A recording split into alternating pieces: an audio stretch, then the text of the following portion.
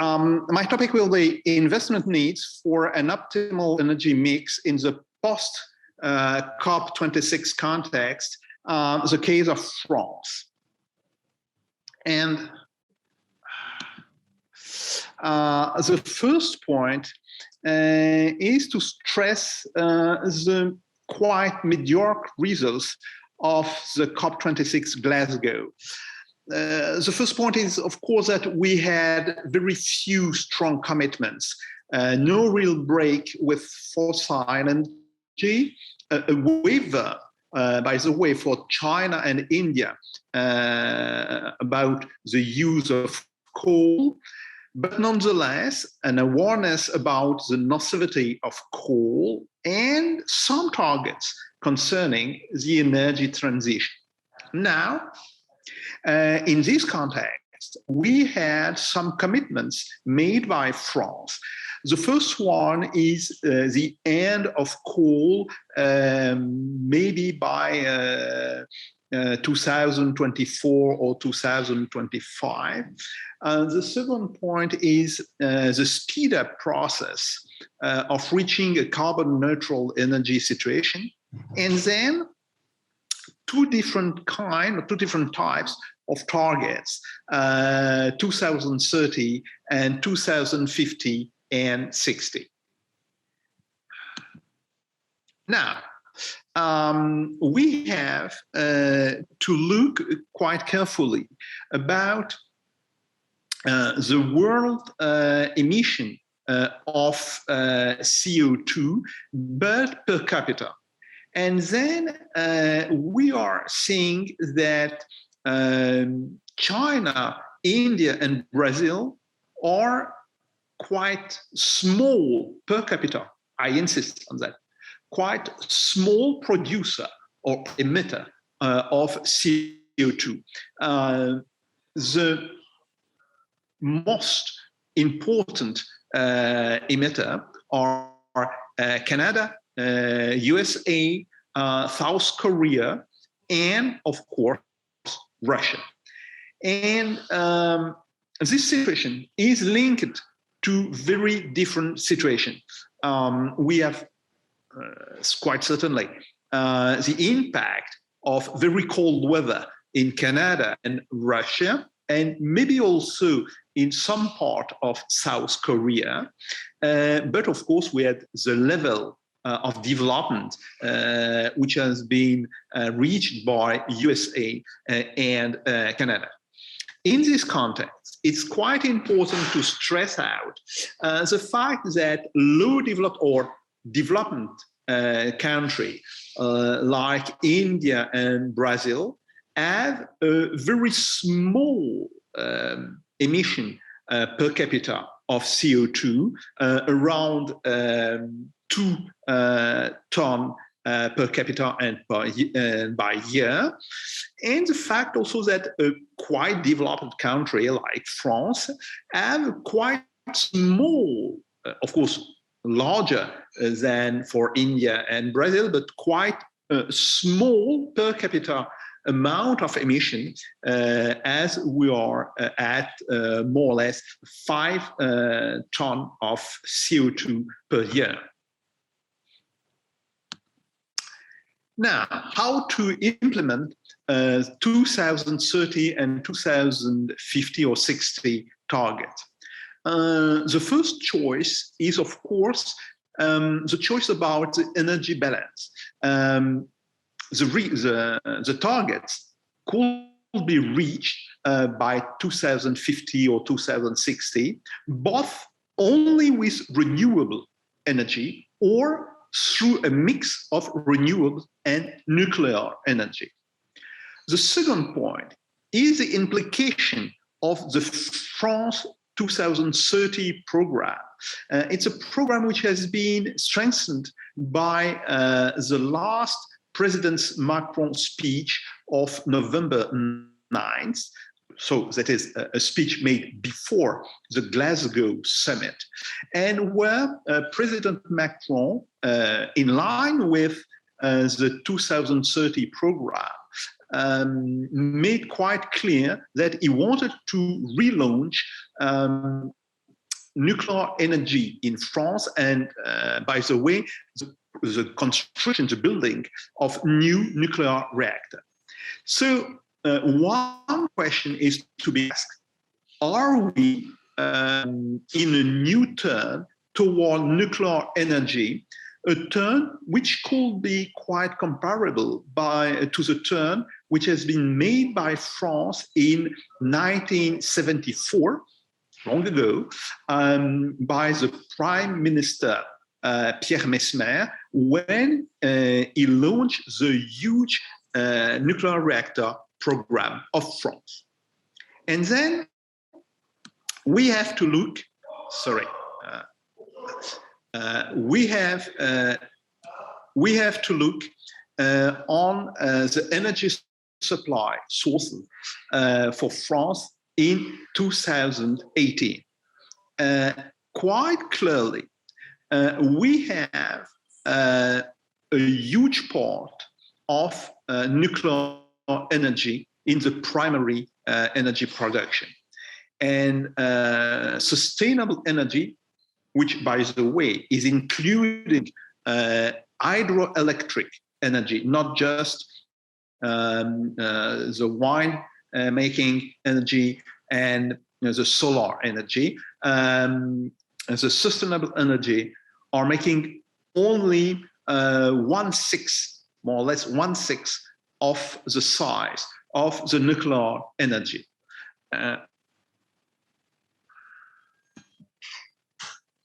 So let me now switch to what are the targets at horizon 2050-2060. First point is that the carbon neutral target can be reached for mostly three reasons. For mostly two reasons. The first one is the fact that the per capita energy consumption is already quite low. The second point is that large forests, which are very good carbon traps, are already existing on the French territory. But it's also obvious that highly important changes are on the making, and these changes are implying hard choice either toward renewable energy or toward nuclear energy. So, point two, what are the different scenarios? And to analyze that, I'm to use the RTE, the network, the electricity transmission network report. Different scenarios are at hand. The first one is a pure non-nuclear scenario.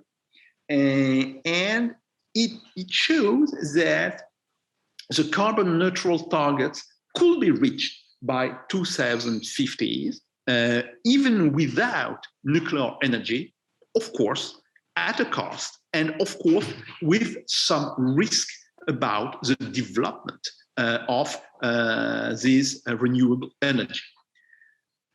The second important point where a hard choice are to be made are the high changes in the day-to-day life.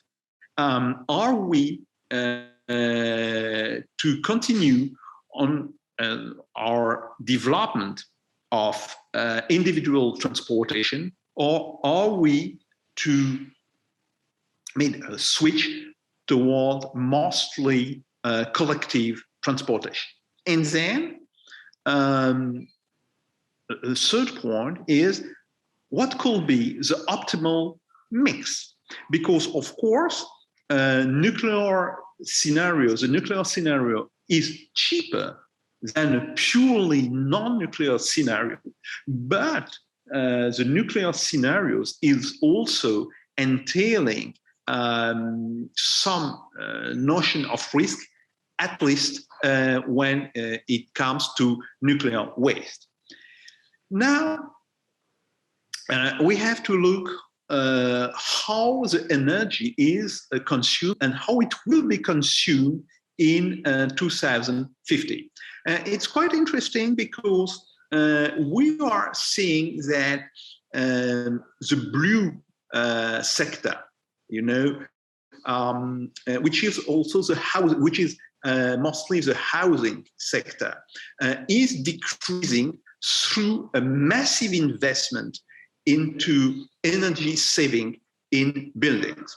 The same could apply to the green sector, which is the service industry. And here too, we could expect quite important energy saving, of course, with the help of massive investment. What is also quite important is transportation. You could see that right now the use of electricity in transportation is quite small. It will considerably increase, and the global flow of new vehicle produced in 2050. This global flow is to include more than 90% of electric vehicle for the light vehicle and more than 21% for a heavy vehicle. Then we have industry, and in industry too, the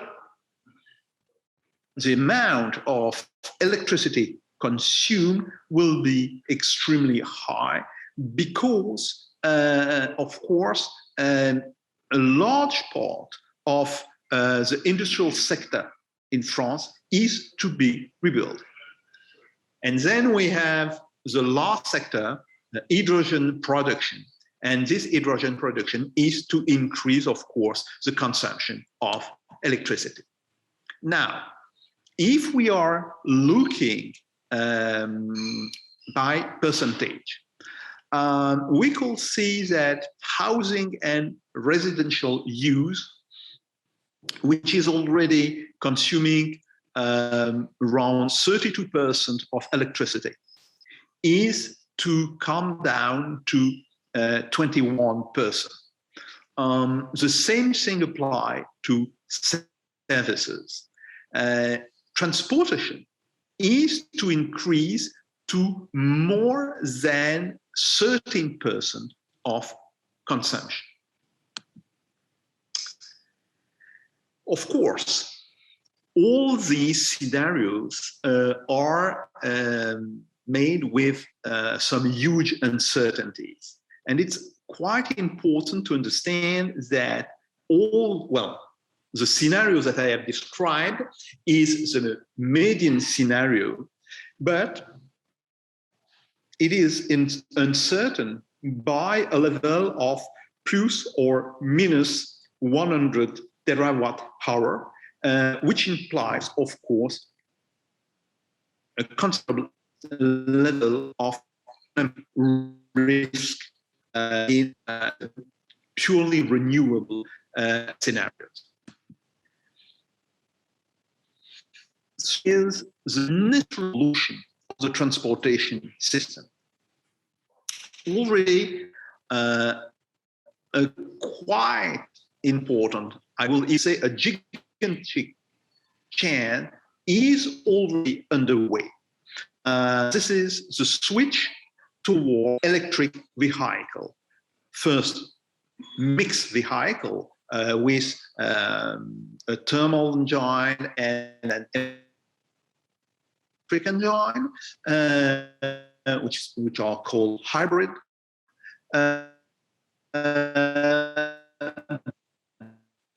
But to build we need to build the specific infrastructure needed for recharging this vehicle. And third, we will have considerable consequences on electric production. You can see here onto this figure the huge amount of light electric vehicle, as you know, there are here only a small percentage of the consumption, and they will grow up to a huge percentage of the global consumption of transportation. Then will come the electric trucks, then the bus trucks, and we could see that there will be pretty few changes for the railways, because already railways are mostly working with electric traction. There are mostly electric engine used in railway. You are to see here another graph which is depicting how have evolved the consumption of gasoline, diesel oil, gas, electricity, and hybrid or mix of thermal and electric engines. We made a turn toward diesel oil by the mid-80s. And from then you will see that the amount of gasoline consumed for transportation has declined quite strongly. But of course, diesel oil is now inducing a huge amount of problems, and they will decrease quite steadily, but the consequences will be the increase of electric production. The fourth point is, of course, the industrial sector issue. What strategy? Are we committed to a follow-on toward a service economy strategy, or are we committed toward a reindustrialization strategy? To understand the state of the debate now in France, you have to figure out what have been the consequences of the COVID-19 crisis. And during the COVID-19 crisis, a lot of people, a lot of politicians have said or have discovered that the level of deindustrialization of France have made extremely difficult to react and to face the COVID-19 crisis. So there is a growing consensus now on the different wings of the French politics toward a strong push toward industry. And this push is in the coming. The problem is at what price? Price both in investment, but of course here in energy consumption. And now you have a graph which is similar to the graph used for transportation, but here applied to industry. And of course, the switch toward a carbon neutral industry is to induce a huge increase in production for agroalimentary industry, which will more or less double its level of electric consumption. The same could be seen with the steel making industry and machine building industry. And Jacques, 2 минуты еще. I'm sorry, Jacques, just for information, you have 2 more minutes. Okay. Thank you. Okay, I am too speak. So I will then skip the future of the nuclear sector, and I will go, here's the map of where are our nuclear reactor. And I will go to the major investment push needed. How much is needed? First, the non-nuclear scenario is by far the costlier. It could cost 1,100 billion euros at 2015 price, up to 2060. The mix, the scenario with both renewable and nuclear energy is probably the less costly. And here you have renewable energy without uncertainty about the production of energy, which is not a very, very credible scenario. But not only you have this scenario, you have also the expenditure for housing and the expenditure in networking and the building of infrastructure.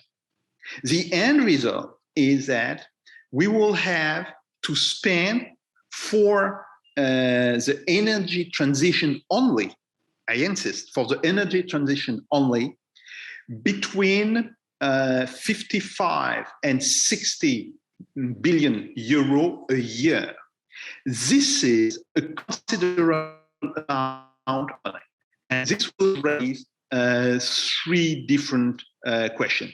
First question, what institution ought to be used to fund this extra investment, which is more or less equal to 3% of the GDP?